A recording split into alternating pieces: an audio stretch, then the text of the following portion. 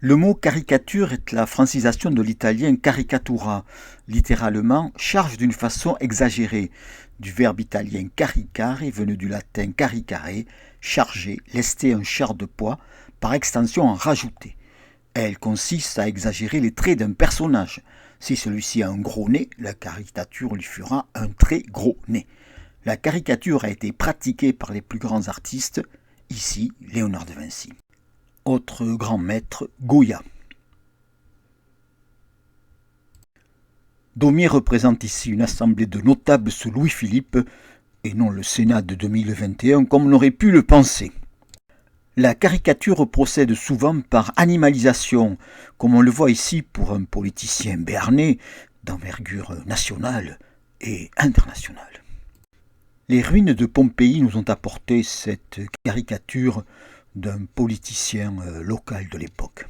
On a trouvé à Rome ce graffiti antichrétien, Jésus étant représenté comme un âne crucifié. L'invention de l'imprimerie et des moyens de reproduire des dessins entraîna en Europe, pendant les guerres de religion, une utilisation de la caricature. Lucas Cranach, en 1523, représente le pape catholique juché sur un cochon, tenant dans ses mains des étrons qui répandent leurs douces odeurs. Les catholiques représentent Luther comme musulman, fou, débile et diabolique. Le roi Henri III est représenté en 1589 comme un monstre féminin avec une queue de serpent et des ailes de dragon. En 1789, une multitude de caricatures représentent le peuple dominé par les aristocrates et le clergé. La caricature s'attaque au pouvoir lorsque celui-ci est affaibli. Louis XVI ici est représenté comme un cochon, Marie-Antoinette comme une dinde. Le dessinateur anglais Gilles Ray représente la famille royale française comme composée d'un ivrogne et d'une hystérique. Gilles Ray représente la liberté française et l'esclavage anglais. Les familles des sans-culottes sont représentées comme des anthropophages. Ils décapitent, pendent, brûlent les églises au son du violon. Napoléon et William Pitt se partagent le monde. Napoléon fut représenté par les caricaturistes anglais comme essayant de traverser la Manche. Napoléon fait ici le grand écart entre l'Espagne et la Russie. Un certain libéralisme exista au début de la monarchie de Juillet, mais cela n'empêcha pas Philippon et Daumier, qui avaient représenté Louis-Philippe sous forme de poire, de dormir en prison. La République est sous les serres du vautour Napoléon III. La fin du XIXe siècle vit les conflits idéologiques se traduire dans la caricature avec une abondance de journaux. La caricature, le grelot, Triboulet, Polichinelle, Charivari, la lanterne, le rire, le chat noir et surtout l'assiette au beurre. Des dessinateurs à la peau blanche dénoncèrent le colonialisme. L'officier dit aux soldats « deux d'un coup, ça vaudra sûrement une décoration ». C'était le temps où la gauche et l'extrême gauche se moquaient de l'alliance de la religion avec la force brutale armée et de l'abrutissement de l'enseignement religieux.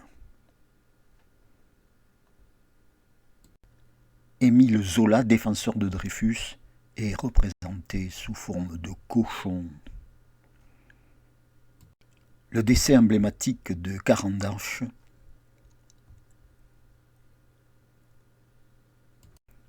est toujours la providence des dessinateurs contemporains sans inspiration.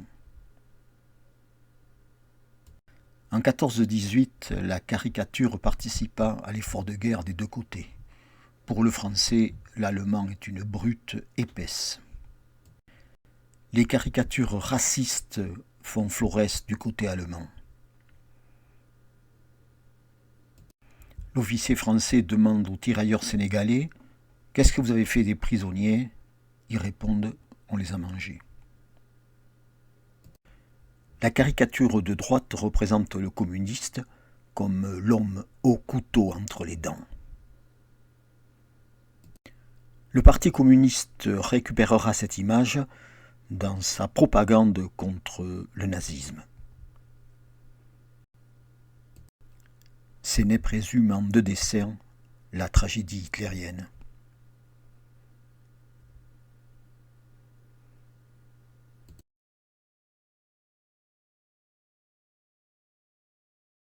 Ralph Soupeau représente en 1944 le gouvernement provisoire de la République française comme le fruit des amours de De Gaulle avec un papa anglais, ou américain, ou juif. Jean Eiffel représente la libération de Paris. Les communistes représentent la France dominée par la pieuvre américaine. Et les anticommunistes présentent Staline comme manipulateur du mouvement de la paix. De Gaulle, de retour au pouvoir en 1958, était facile à caricaturer en Louis XIV. En Badingole, ce qui faisait allusion au surnom de Badinguet donné à Napoléon III. Mai 68 vit une floraison d'affiches anti-gaullistes. Toutes les institutions furent vilipendées, le soldat inconnu par Ciné.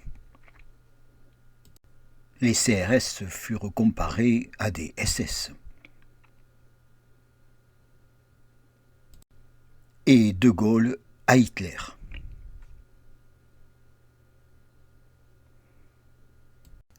Les gauchistes reprochaient au Parti communiste d'avoir enfermé la classe ouvrière dans des revendications quantitatives plutôt que de le laisser faire la révolution.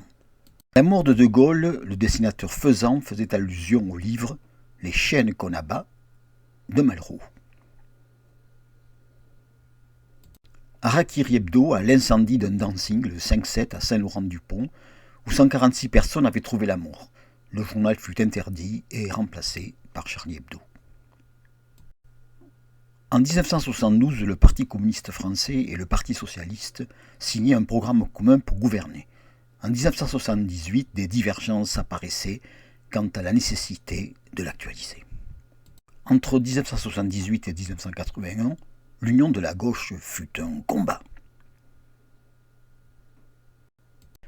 À gauche, on se battait plus contre le partenaire que contre l'adversaire.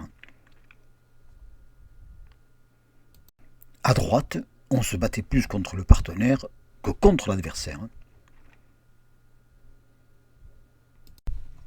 Marianne quitta Valérie pour aller avec François.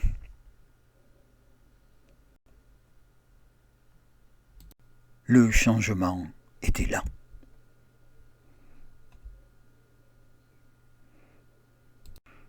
La France passait de l'ombre à la lumière.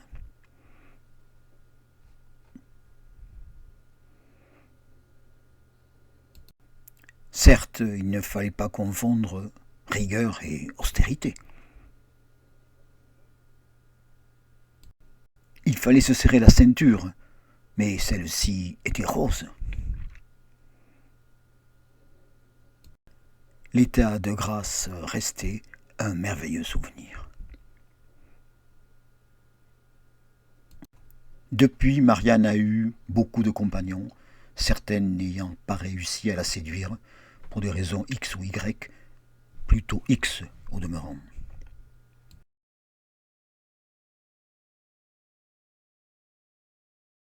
Le 5 janvier 2015, les caricaturistes de Charlie Hebdo étaient abattus pour avoir dessiné Mahomet.